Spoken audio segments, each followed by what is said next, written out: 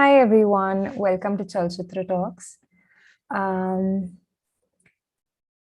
so I think we're just starting.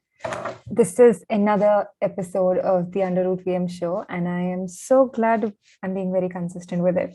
But yeah, I just wanted to address something before we quickly get started. I Today in the morning, I posted a story on my Instagram handle. A lot of people have been asking me where the poem is from, and it's called All You Who Sleep Tonight. It's by Vikram Seth. And I'll just take a quick moment because I cannot see the chat. So I'm trying to get there. Mm, yeah. Just give me a minute to set this up. And I'm so sorry it's taking me a little time. Yep. So earlier okay, cool. So hi everyone. Let me know if you guys can, okay, I can hear myself, so that's good.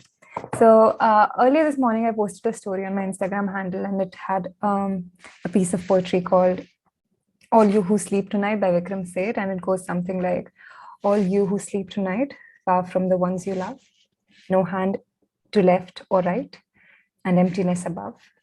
Know that you are not alone, and the whole world shares your tears, some for 2 nights or one, and some for all their years. And a lot of people actually asked me who this is by, and it's by Vikram Seth.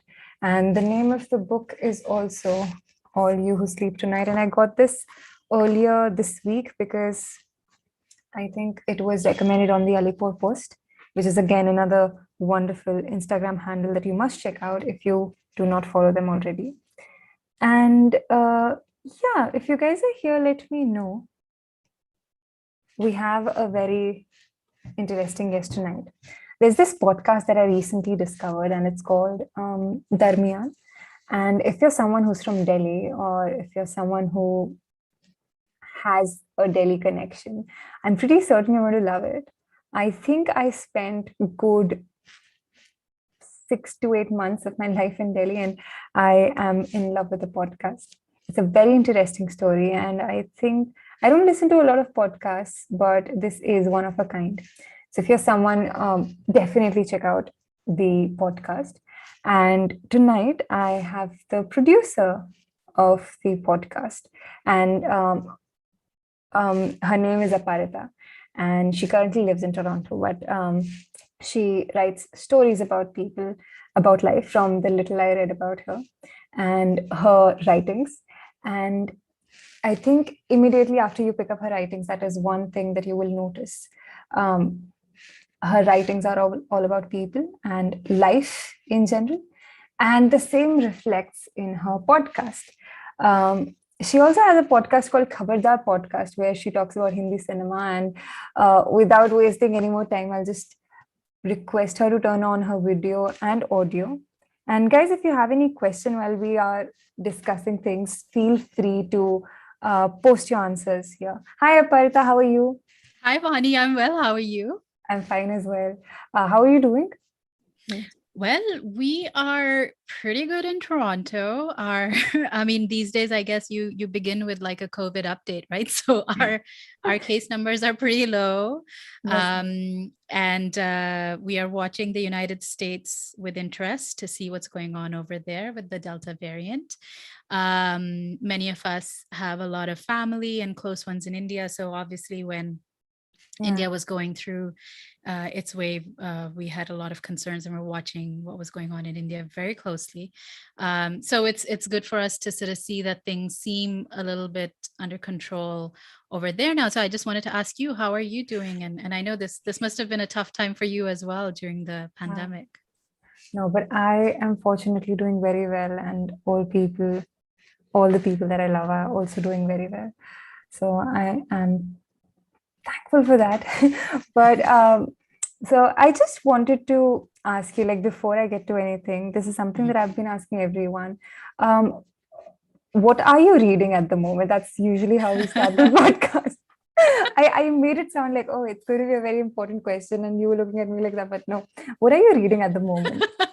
So I think the pandemic has given us time to sort of slow down and do things, right? So a lot of people Yeah. have technically picked up reading, but I have always been a reader, like since I was very young, and so I have constantly been reading.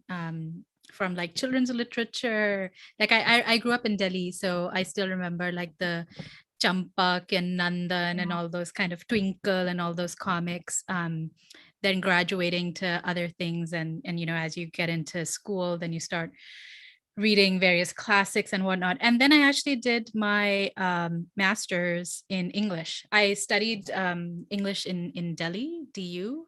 Did my bachelor's and started my master's there, and then came to Toronto to actually do my master's. So I've been kind of like a lifelong reader. I Yeah. brought a couple of books. What I'm currently Um, reading, or I mean, this is what I've sort of just started, okay. is this is kind of a mirror image. I don't know if you can see it, but it's called The Startup Wife. It's by Yeah. Tahmina Anam. She's a Bangladeshi writer. I'm sure you know of her, and I'm sure a lot of your Yeah. viewers or listeners would know of her.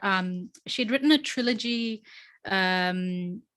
A Golden Age, The Good Muslim, and I'm forgetting the third one's name, about the formation of Bangladesh. So that was Okay. kind of like her um, introduction into the literary scene with pretty heavy topic.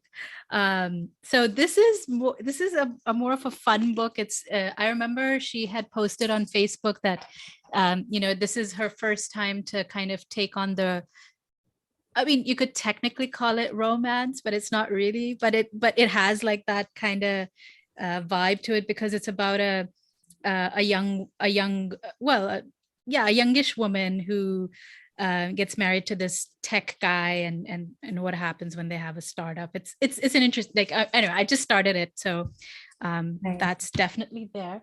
Uh, and a book that I constantly come back to is.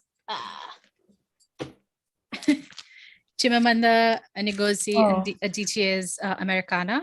yeah. It's I don't know, I just love it for many reasons. So this is something that I come back to, and if you're going to read Chimamanda, then you must read Chinua Achebe, Anthills of the Savannah. So these are kind of like books that are there, but I'm happy to talk about more books as we go on, and I can tell you why I like them. So why don't you ask your questions? Sure. What is that? Because you picked up Americana, what is like, do you have one reason to go back to it? And why would you recommend it to everyone who's watching this? Because a lot of people talk about the book. Americana, yeah. So Chimamanda obviously burst onto the literary scene a while ago and is quite well known now, and I think is somewhat of a controversial figure at the moment because of, you know, a couple of statements that she's made. Yeah. So but I personally really love Americana for the writing. Yeah. It's a story about a young Nigerian woman who's trying to figure out life in the States. And right from the opening paragraphs, the story just really grabbed me. And again, technically, you could say that this book in many ways follows the romance convention, because there is a love story that is in the middle of it, or a couple of love stories that are in the middle of it. But through those stories, you get to learn so much about the Nigerian diaspora, about, you know, being African American in the States at the moment, about being somebody from Africa versus an African American, about life in Nigeria, you know, what happens when you go back. So in many ways, it's funny, even though it is a Nigerian author writing about her experiences, in many ways, I found that you know, it could have been a story about a South Asian or an Indian person living in the Yeah. diaspora. I mean, obviously the sort of nuances are different, and some of the contexts are different, but many of the experiences are quite shared. That kind of dissonance that's there for a lot of diasporic people when they go back home, and you know, and the kind of contrast that they but the contrast and comparison that constantly goes on. But at the end of the day, it's all about the writing. And it's just like a really beautiful read. It's something that I also have similar feelings about Arundhati Roy. I didn't put her books over here; they're part of my bookshelf. But she's to me also she's a complicated figure, but there's something about her writing that is so um I don't know. There's so much humanity to it, and there's the Yeah. craft of writing that I really appreciate these type of authors. Nice. This also connects to a question that I wanted to ask you. Uh, Most of the stories that you cover, most of the writings that I read of yours were very personal. So, how do you? So it must it must have happened. I assume that sometimes the stories actually get to you, and you do not know how to snap out of it. How do you let your stories not define your day? Or does that actually affect your emotions as you write and cover those stories? Right. So I guess I should tell you a little bit about myself. So I am a journalist by trade. I guess I'm a storyteller by trading because I sort of studied literature, and Yeah. for the longest of times, I think my initial idea was that I'm going to go into the academia. I wanted to become a professor. But I also in Delhi started writing. My mother used to work at Indian Express. And so I just had kind of access to a bunch of editors. She told me I shouldn't be wasting my time during summer vacations, which made sense. So I started writing stories when I started writing like newspaper articles when I was doing my BA in Delhi, and just met a lot of fantastic editors who were really interested in finding out what the young people, everybody wants to know what the young people are thinking about. So at that time I was young. So they're like, what are आजकल बच्चे आजकल क्या university में क्या बातें चल रही, like tell us what's going on. So that's how I kind of started. So from the get-go, it's always been like, well, what is the conversation? What are people talking about? So that's how kind of I started. And then when I came to Canada to pursue literature, I found myself missing journalism a lot because it just, I mean, one is loving books and reading and that whole thing, and the other thing is just talking to people and just getting to know their stories. Yeah. Like I'm one of those Gapori types. I can sit and listen and just add my like couple of cents in the middle here and there. But just like I love like शाम को जैसे बैठ के जब दोस्त लोग सब just गप मार रहे होते हैं ना, that's like one of my favorite times. Nice. So as a journalist, I get a lot of chances to do that. Like I get a chance to meet people, learn about them. And this is a kind of a cliche, but a lot of people have said this, but almost everybody has a story to tell. You just have to listen to it. So that's what sort of drew me back to journalism, and I never trained for it, so I kind of fell into it. And to me, what always drew me to it were those stories. So yeah, I mean, I remember like so you're asking me like whether those things affect you. I mean, the type of stories from the get-go that I have wanted to tell have been those human stories or life stories. I mean, I would call my beat as being an arts and life reporter. That's kind of like the sort of stories that I do, although I have done the occasional sports story and the Yeah. occasional business story, and covered politics at one point, done a couple of those city beat stories. But my primary interest was always what we call in journalism parlance, it would be called feature writing. So Okay. those kind of life human interest stories. So in that beat, I think you cannot, I mean, it's my personal opinion that you need to be empathetic. You need to be a good listener for people to be able to open up to you and trust you. Because at the end of the day, with their stories, because at the end of the day, they don't necessarily need to talk to you. It's how you get to them and get them to share whatever they want to share.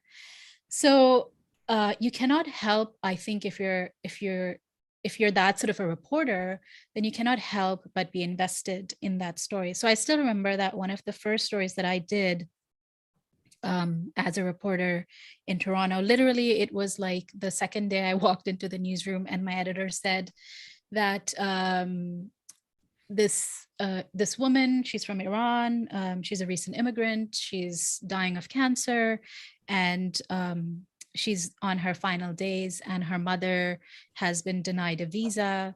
So go do this story. And I have had like no training in, I mean, obviously, being a person, and like I have observed a couple of deaths in my family, but never have I sort of sat to interview somebody who's on their deathbed. So that was but you go in with kind of like all the humility and all the curiosity that you possibly can manage. And so I remember that even though I didn't need to, um, I went to, the woman died like within a couple of days of that story being published. Her mother did end up getting a visa in the end, which is the power of journalism. And this was a particular newspaper in Toronto called the Toronto Star, which is, known for a kind of holding truth to power type of approach to journalism.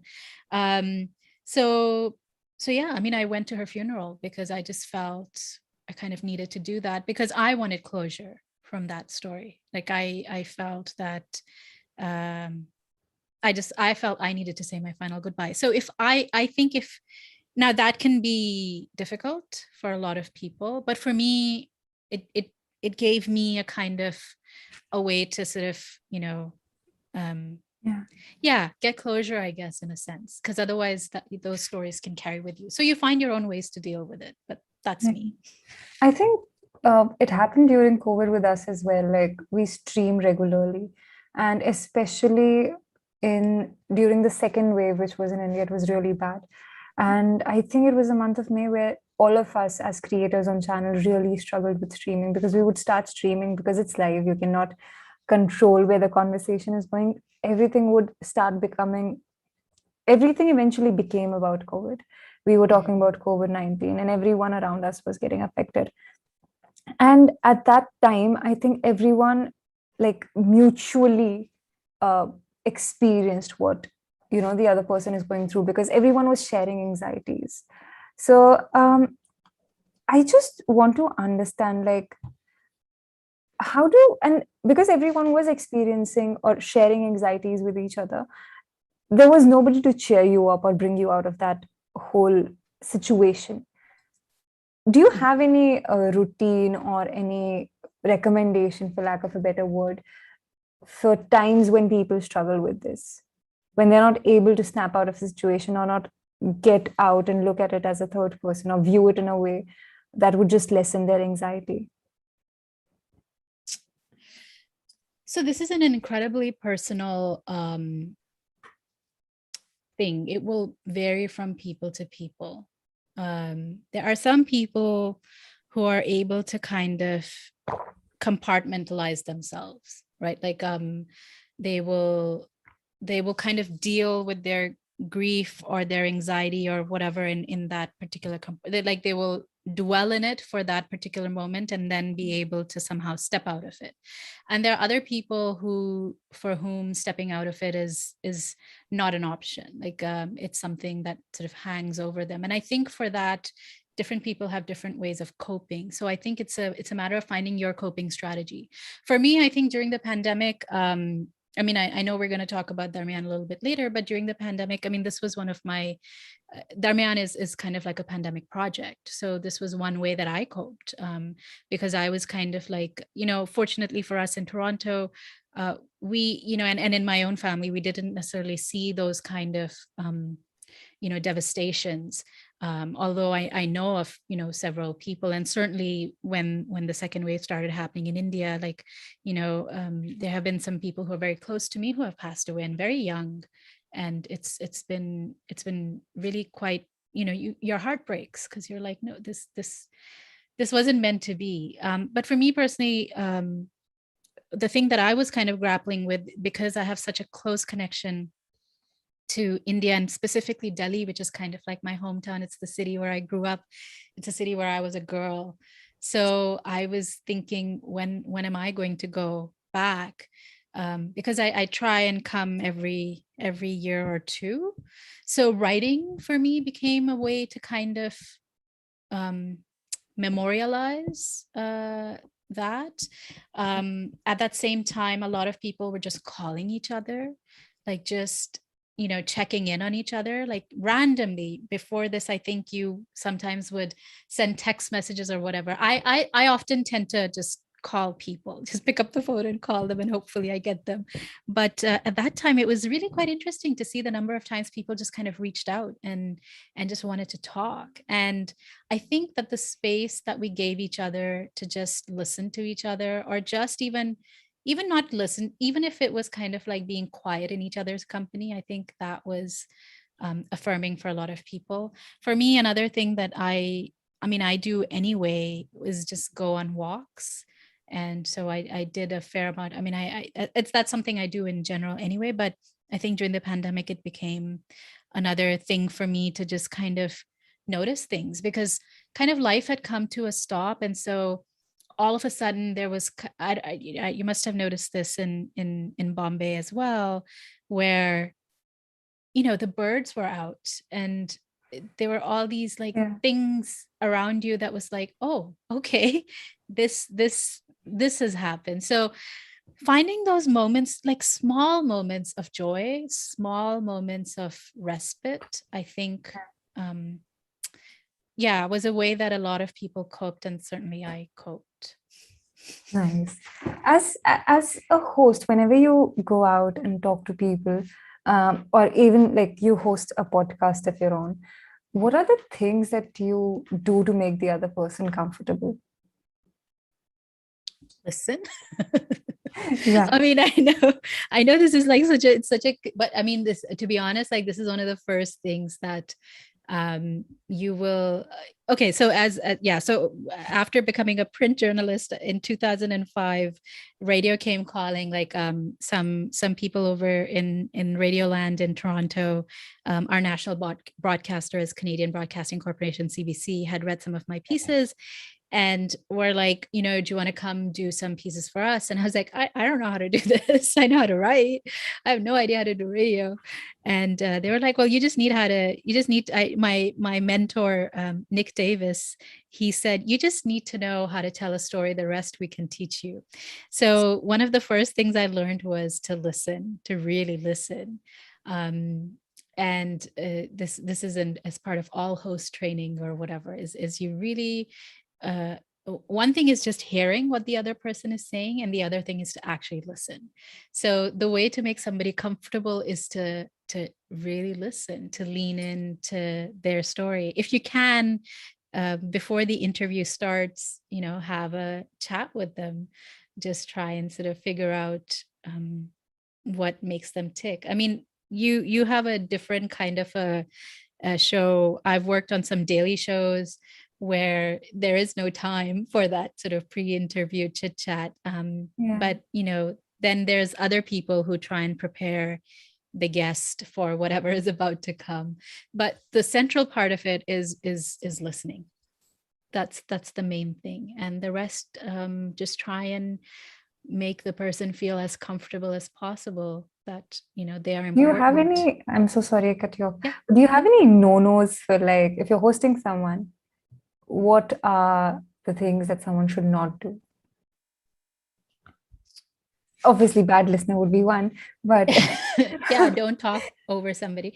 I mean, well, which is also a tricky thing. Like if you have a certain, you know, time frame that you need to manage, you often need to talk over somebody. Like you need to sort of cut them off mid sentence sometimes. So it's, yeah. so you're working within certain parameters. But I mean, at the end of the day, I think what you need to sort of understand is the person sitting in front of you is also human. And so you just try and be as human as possible with them. Like what you don't want to be is arrogant or kind of, you know, be a know-it-all or be kind of condescending towards them. However you would treat somebody, because at the end of the day, like I said, they don't have to tell you their story.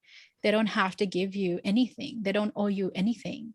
They're doing you a great favor by giving you their time and their patience, and their experiences. So, so the no would be to be dismissive, to be rude in any way, to make them feel as if they're not important. That would be the no. And So what is your process of writing a story? Like you go interview them, and how do you gather your thoughts? Like, do you have a routine? I've been reading this book called Daily Rituals actually, and I do it every morning. And there is like, so the author, he's defined, or maybe she, I don't know the author's name, but they've defined the ritual that the greatest artists followed. So, be it W.H. Auden, Virginia Woolf, or Francis Bacon. So, do you also have a routine like that? Like, hey, I wake up every day at 5 in the morning and then I make my coffee. If I do not make my coffee, my day is going to go bad. Do you have a routine like that? I don't have a creative routine. The thing that inspires creativity in me is deadlines. Because when deadlines are extremely motivating, this is coming up, I need to get it done. So I have worked on everything from, like stories that need to be filed the next day to like documentaries that have taken months for you to gather and just, think about it a lot and ruminate. And at the end of the day, nothing motivates you like a deadline.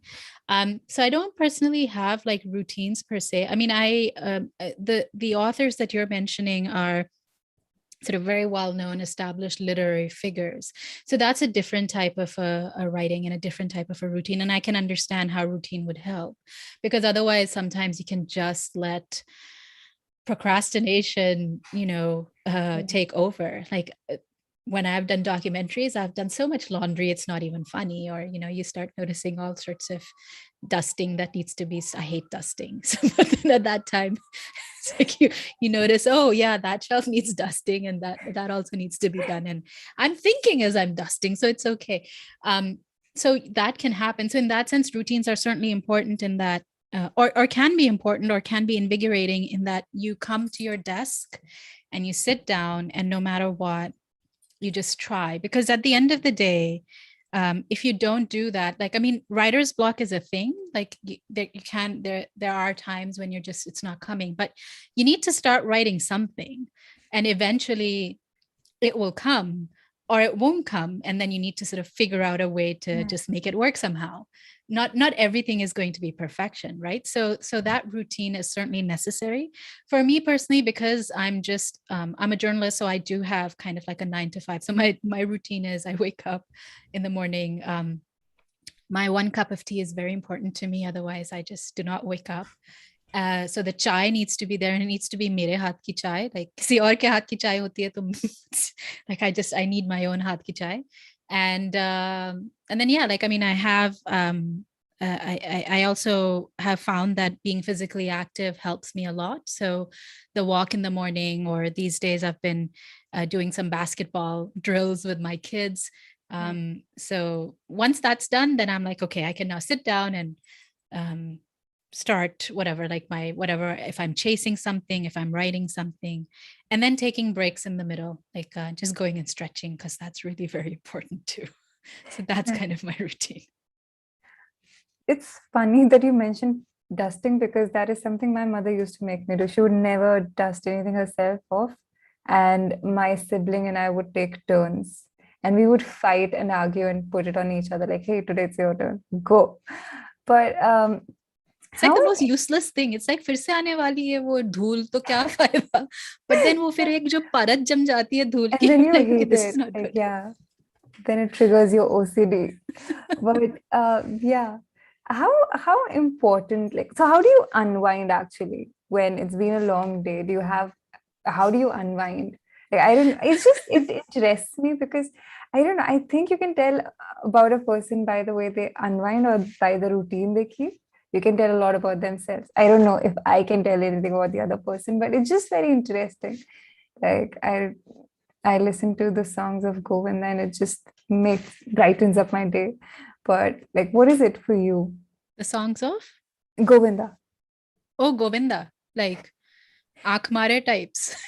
Uh, any Bollywood song works for me in that regard. Like, especially Govindas. I don't know why. They just have the beats that you can dance to. A Yeah, closet dancer would love that. Yeah. music is certainly, right now one of my go-to songs at I don't know why. Somebody reminded me of Gulabo from Shandar, so I've been listening Oh, to it on it. I love that song. It's such a sweet. So I've been listening to that on loop. During the pandemic, I fell into a K-drama addiction hole. So that unfortunately has been my escapism every now and again. Whenever like khana banate hue, I like cooking. It's not that I Yeah. mind it, but it can be sometimes, like especially with Indian food, like the whole sabzi and all of this kato and yevo. So then I need kind of a distraction in the background. So okay, it used to be all sorts of Pakistani dramas. So now it's K dramas. Reading is another thing.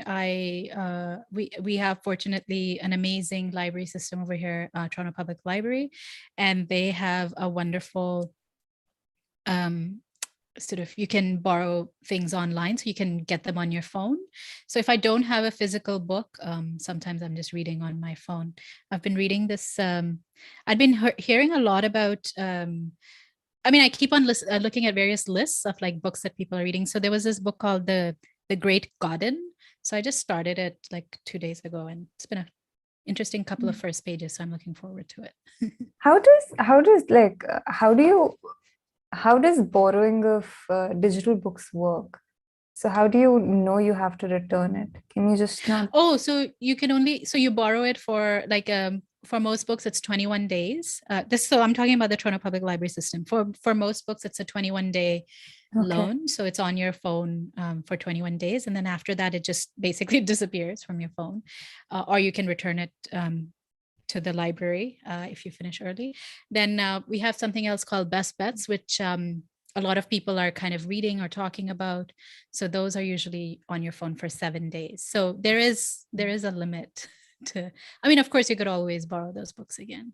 So Nice. This is something we need. I don't know. I don't have it in my city, to be but honest, I still prefer a physical book. At the end of the day, yeah. like my eyes get tired, but kabhi kabhi it's just like the convenience of it. Jaise kabhi idhar bahar gaye, like when I travel, when I commute on the TTC, it's quite our sort of metro version. So it's quite loud, so you can't necessarily listen. The other thing I do is I listen to podcasts when I'm commuting, but when on the TTC it's very loud.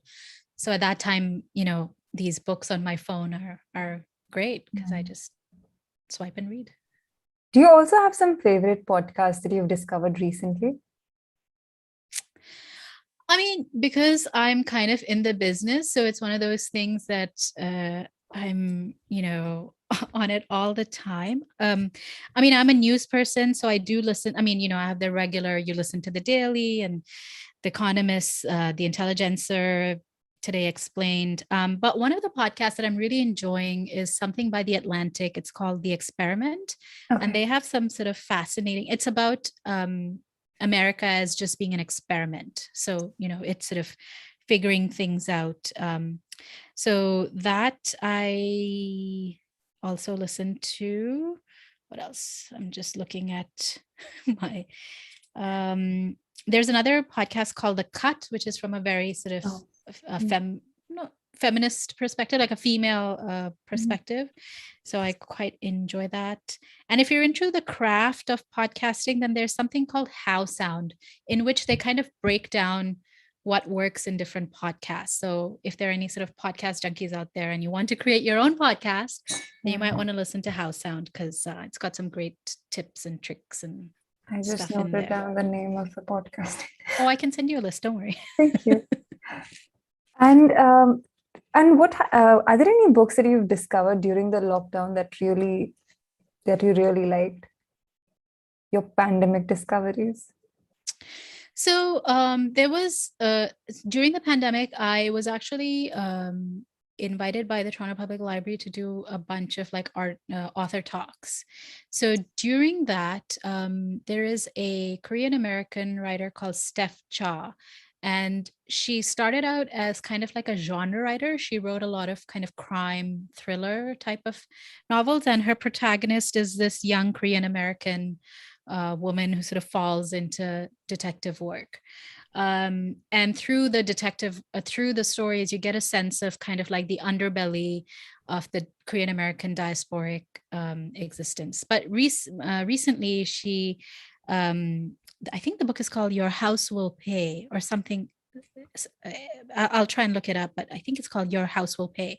So that was a fascinating look at a particular historic point of America during the kind of Rodney King period when the riots, sort of anti-Black riots happened, but from a Korean American perspective. So that I found was really quite interesting, because oftentimes when we talk about diasporic experiences, it's white versus something else. But now we're having much more nuanced and layered conversations about, different minority groups and how they relate to each other. Or like one of the things that I'm interested in personally is being of Indian background. How do we relate to Indigenous presence in, North America? Certainly in Canada, how do we relate to the fact that we are, like when I first came to Canada in 1998, I thought of this as being a white man's land, and I didn't know about the history of this country. So that's something that I'm negotiating. So I'm reading a lot of Indigenous writing. So that's something that I've been trying to look into and discover. When you move to a new country, how important does recognition become for you? I don't know if, yeah, how important does, so a lot of people, I think I got the word wrong. I'm so sorry. It's okay. How important does it become for you to see someone like you on screen, or how important does representation become for you? Representation is an incredibly important thing, especially in places like Canada, and even other places, like any place really, to be honest, where it's not a homogenized culture.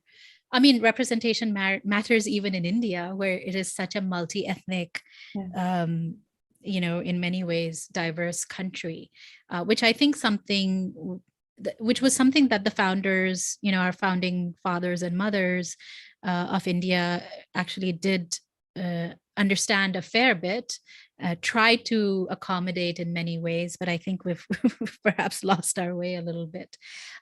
So certainly in a place like Canada, it matters a lot, because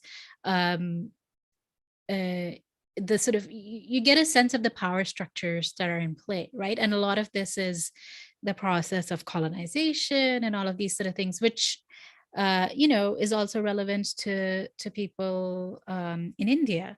So when you see somebody like me on screen, or you hear, like occasionally I'll go and I'll talk like, Jessica, like I can sort of be bilingual, or I can kabhi kabad, like meri Hindi accent, like my Indian accent comes about and stuff. Like, so it's important to hear people like me, or people who are of all, the varying ethnicities that are over here, and as well the people who were here first. So the Indigenous peoples. And that's kind of like a conversation that is happening right now. So representation matters for me, yes, but it also matters for me in terms of being an ally to other people whose voices aren't being heard. So all of those things are important. Do you have any recommendations in terms of good Indian literature? Indian authors that you think everyone should follow, and people who are not very famous. Indian authors that you think everyone should be reading right now? So this is something that I should know more about, because what I'm more interested in now these days is discovering more underrepresented voices. So I think we should all certainly, and also it's one of those things, like when you're at a distance, you understand how these things are more important. So the vernacular, like, I mean, this was something that I certainly had a sense of even when I came at first. So I came to Canada in 1998, and like I said, I came to do my master's, and at that time I sort of went into post-colonial studies, was kind of my approach. It was kind of my thesis in a way. So even at that time, we were talking about vernacular writing and where that is versus at that time. So at that time it was called vernacular. I don't know what the politically correct term is these days. Regional writing or Indigenous writing, however you want to sort of say it. But for me, I think if you can find more writers, whatever is your your mother tongue, or the tongues that you see around you. So for instance, I come from a a specific part of India called Uttaranchal. It's still weird for me to say Uttaranchal because it's sort of formed in my late 20s. And so I've grown up being part of UP, and then now I'm part of Uttaranchal. So, but nevertheless, Uttaranchal. So I'm Kumaoni by ethnicity. So for me, I've in recent years tried to read more Kumaoni writers. So I've tried to read sort of Shivani, and I have a Shivani book here, Do Sakhiyan. And what I love about Shivani's writing is again, it's like often from a female perspective. And when I read Shivani, I was just mesmerized by how contemporary she seemed. And what was fascinating for me was like I brought my book of Shivani. I remember like I was in Dehradun. It was at our family home. When I say family home, I mean like the home that my father grew up in. And so my Taiji, Tauji, all these people were there. So I brought this book, and so my Taiji looked at me. She goes, "Acha, Shivani," and she had read Shivani when she was in college or whatever. So yeah, I mean, if we can discover, Mrinal Pandey is another author I love. So yeah, I mean, I'm trying to discover more kind of indigenous writing. I mean, there are, of course, the greats are always there. You can't go anywhere without hearing of Arundhati and Amitav Ghosh and Salman Rushdie and all of that sort of stuff. I think we used to go have beyond. a short story by Mrinal Pandey when I was growing up. It was called Girls. I could be wrong about the author, but I think it was Mrinal Pandey. And it was the story of three. I think that was the first time I actually came face to face with discrimination among men versus women, actually. And it was about three daughters, and the mother is expecting a fourth child. And the youngest, I think it's the middle one, is a rebel. And she hates the child who's yet to be born because she's like, what if it turns out to be a girl? We'll just keep on growing and everything. And she's very rebellious. And at that age, I think I was 14 or 15. And the rebellion was very relatable. It was very strong in you. Yes. So the force was with you at that time. I've always wanted to recommend Girls, but I always stopped because I'm like, I related to it at that age in time because I don't know, it was just so relatable. She talking back to her mother about things that she thinks are logical, but yeah, Mrinal Pandey I think it's Mrinal Pandey only. If someone can confirm it in the comments, please let us know. I mean, it's amazing how contemporary a lot of these writings seem, even today. And we have a wealth of writers in India in various languages. So it's just a matter of, you can go on deep dives in any one of them. Yeah. I recently came across this book called Birthright. I'm forgetting the name of the author. It was on sale at for I think 20 rupees. And so yeah, it was a steal. But it's called Birthright. It's about a girl who is studying to be a doctor. She is a doctor and she's come back to her village. And now she has to fight her father to not get married. She also has to help women in her villages get abortions because they do not want to have kids, but their husbands want them to have kids. So it's surprising how I was actually surprised and taken aback by the kind of writing that has been happening in India for a long time, but I think it needs to be more out there. I am, for one, discovering it now. Yeah, no, I mean, it's interesting. Like, I mean, I was listening in on this conversation the other day she's a Mumbai filmmaker, Paromita Vohra, and she does some amazing work around sexuality and stuff. And she was hosting a conversation with some women who had written kind of like a sex ed book back in the 70s. Can you imagine? Or was it the 80s? But whatever it is, it was like a while ago. And I was just mesmerized by that conversation. I was like, what? How do you talk about, and it's in Hindi. And I was like, how do you talk about the, like, just, it was just fascinating, the sort of research that they did. And I'm like, but we just don't know about these things, right? So it's a matter of trying to go ahead and discover. But I mean, in terms of some of the new writers, and sorry, just one sec. See, my Arundhati Roy is here. I love this cover. Um, I love this author, Amrita Patil. And for me, these books are lovely because, I mean, they sort of really take the Yeah. notion of the graphic novel and just there are some beautiful images in here, and she's working a lot with sort of mythology and like a lot of interesting things. So I just, when I discover stuff like this, it really thrills me because I'm just trying to find that one image that I just fell in love with it. But I mean, I basically bought this book for its cover. Wow. Never judge a book by its cover, but this one I was like, okay, I need to. I mean, it's also by Amrita, so but it's kind It of was like nice. Draupadi. I So discovered her through Kari, or I think it's yes, Kari only. her And first, her debut. yes, and it was really nice. But I'll be picking up more. I did not know she'd written more books. But Yeah, her, I think her latest is Aranyaka, which I also have, but it's in paperback.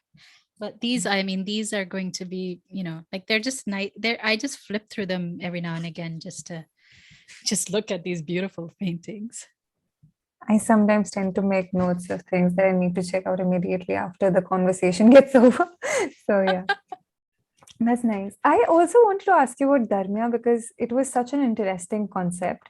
So, for those of you who are watching us, there's a podcast that I think you've produced, and you also have voiced the female character, right?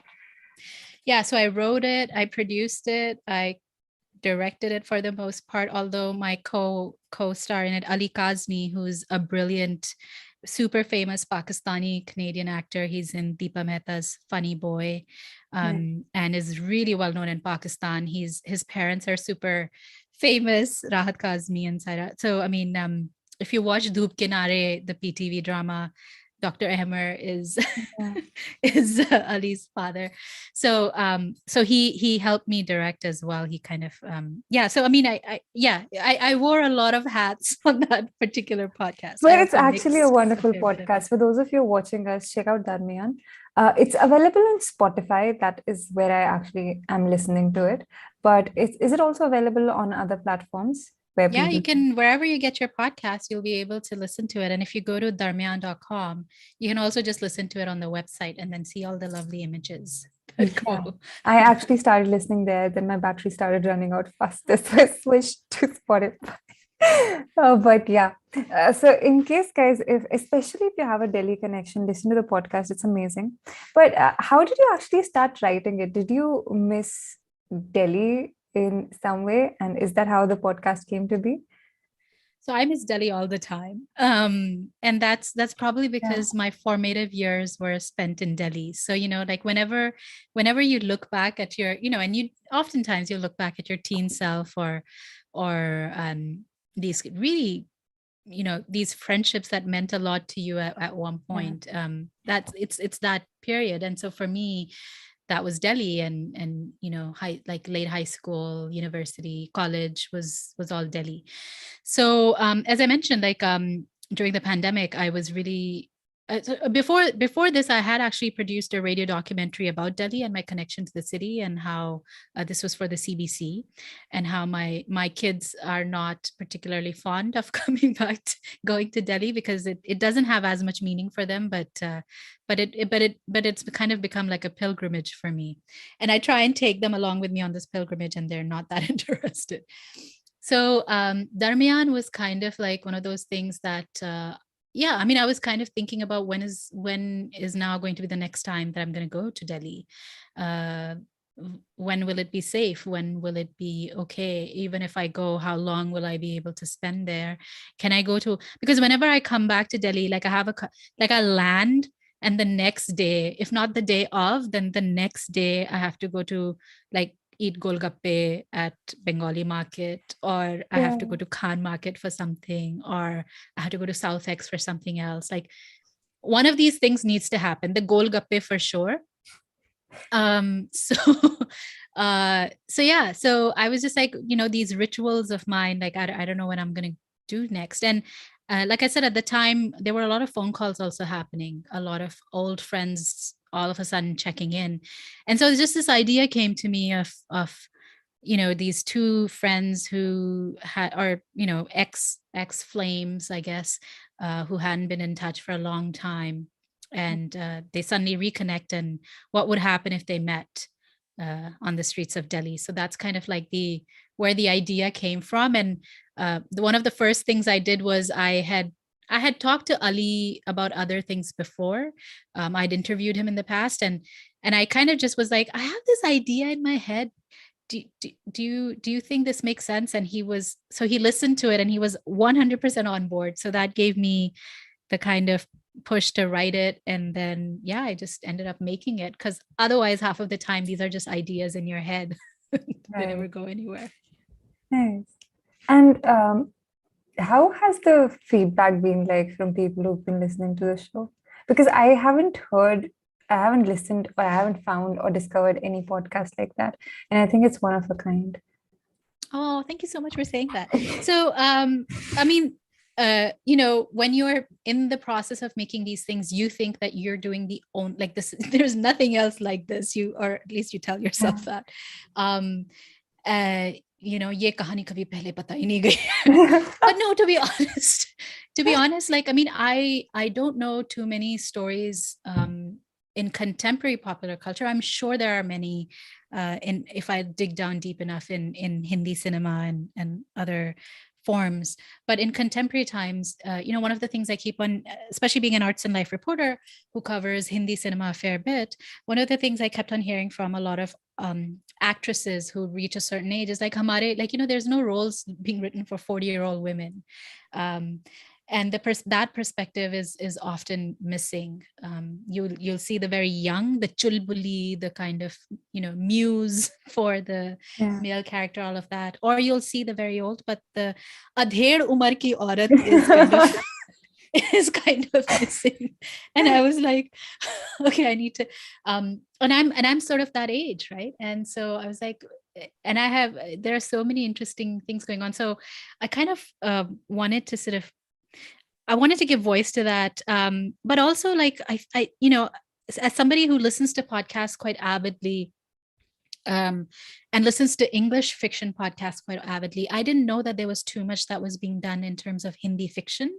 Like, there are, of course, now it's still a nascent, I think, space in India, but there are certainly now, like, you do have daily podcasts and all of that sort of stuff. You have lots of longs. Amit Varma's podcast, Seen and Unseen, is huge. Like, I know there are all these things that are out there, but I didn't know that there's also a whole bunch of like bhabhi types podcasts in Hindi. What kind of podcast? You have to check it out.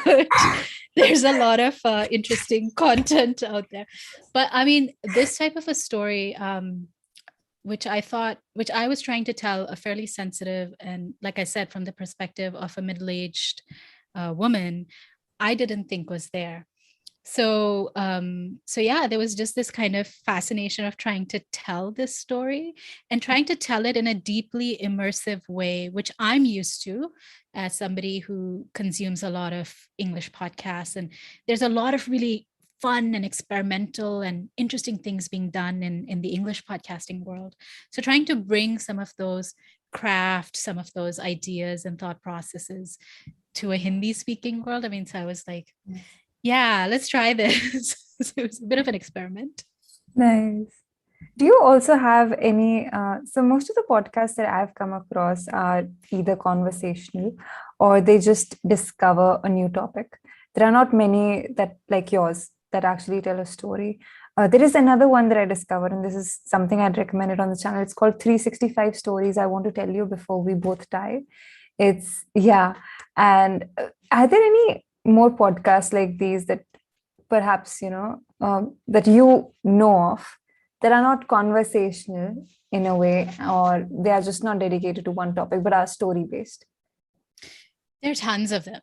Like, I mean, again, in the English speaking world, there's tons. Like, once you go down a rabbit hole, it's just, and they can vary from, a fiction to factual stuff. Like, some of the stories, like, I mean, there is this I think one of the things that really started the whole resurgence in in the interest, because so podcasting has been around for a long time, but one of the things that created like this huge boom and interest in it was something called Serial, which was like a production by This American Life. And that's like a not dramatized, but kind of like a narrated, it's like a storytelling thing in which they told a factual story about, this young man who was accused of a murder.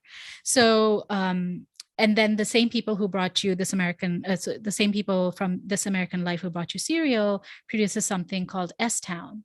So, once you start discovering one podcast, like you can, like I said, there's like a whole rabbit hole. And some of them are conversational stuff. Like if you listen to Revisionist History by Malcolm Gladwell, there is a lot of conversation that happens, but it's also it's like a journalist, and you're listening in on conversations. Radiolab is like everybody knows about Radiolab. So I mean, I mean, you can just go on endlessly. But if you're specifically talking about fiction, Limetown was one. There's you can explore the worlds of DC Marvel comics. There's so much. It's not. Yeah.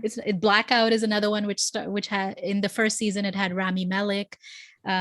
If you're talking about older women, there was another podcast that was I'm forgetting the name right now, but Demi Moore played like a starring role in it.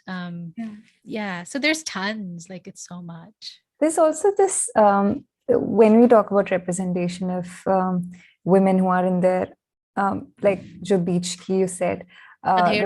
Yes. So I actually came across this autobiographical series, and I discovered this author in the lockdown.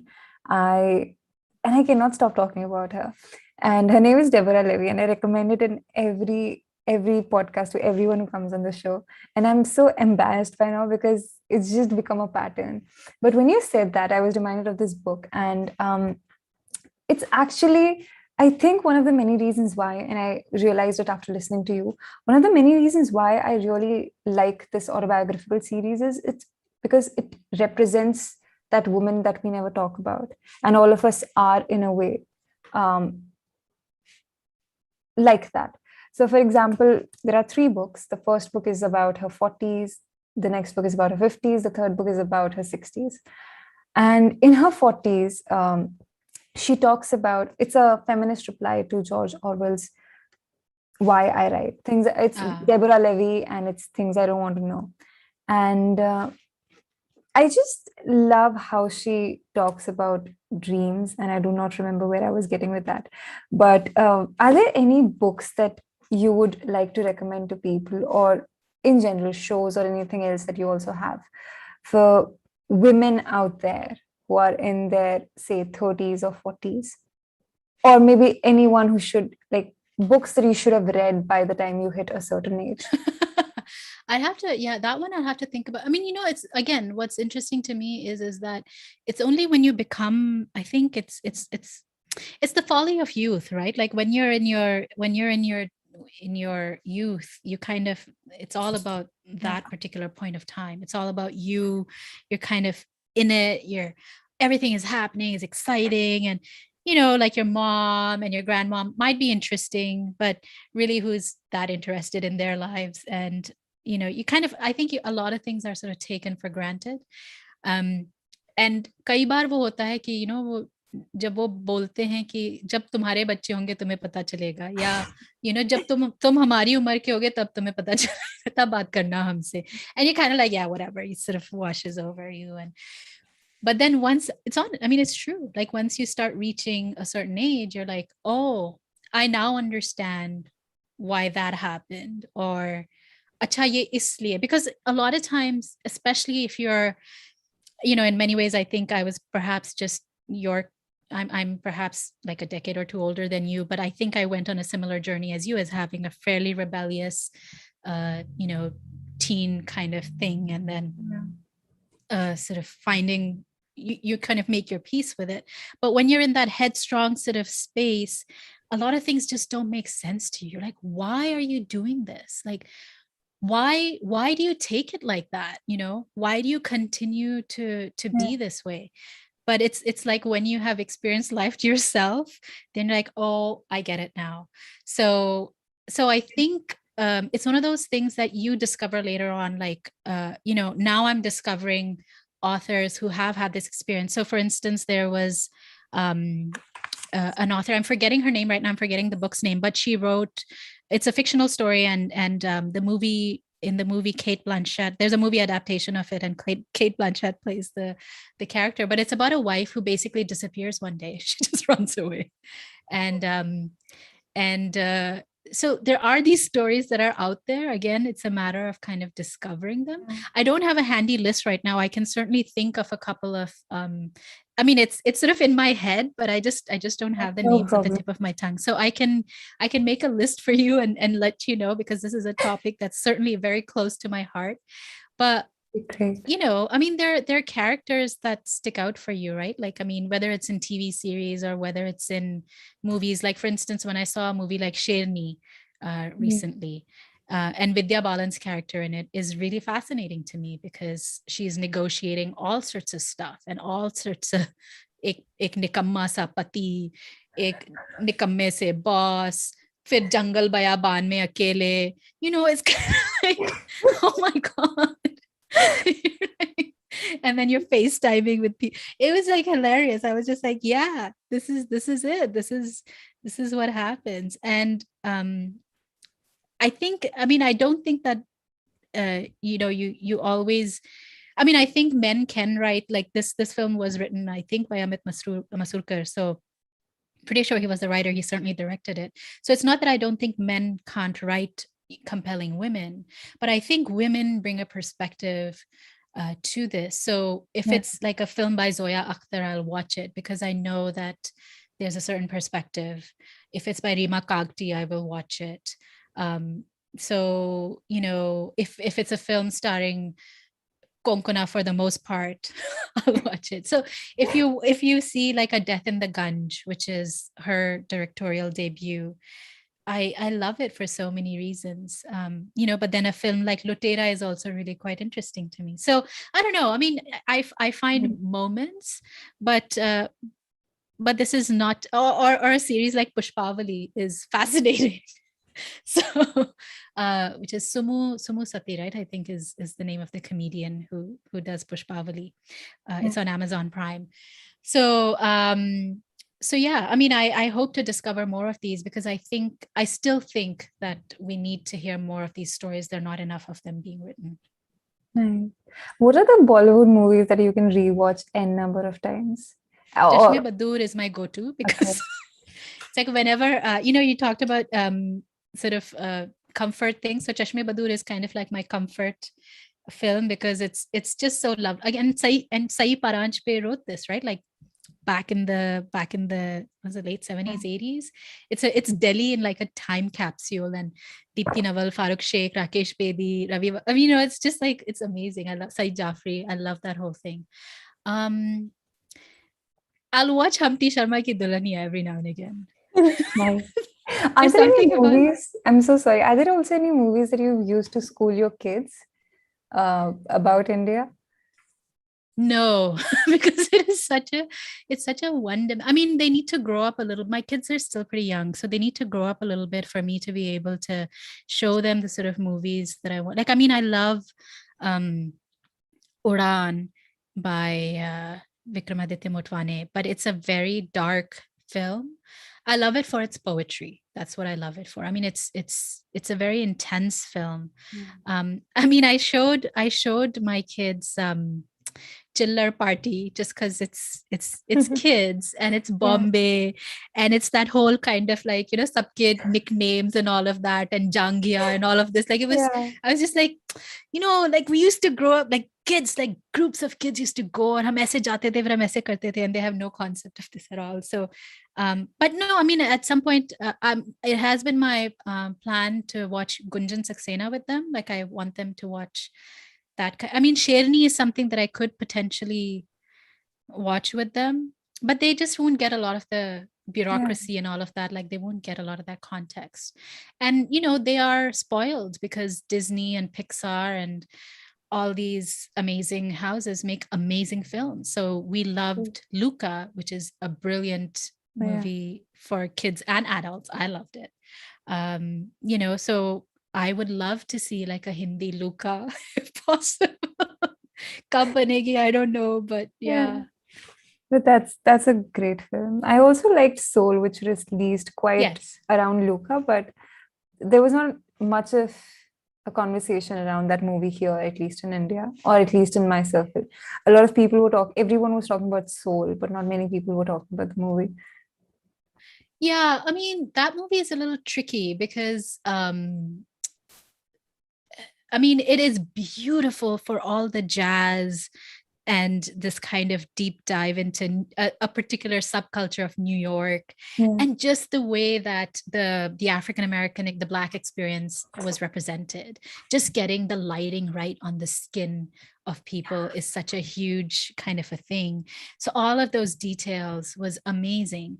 But then it kind of lost me a little bit on a little bit of pop psychology. Like I was kind of like, the message at the end of the day is slightly odd. So as long as you're focused on like the music, which is Yeah. amazing, and Jamie Foxx is, Jamie Foxx.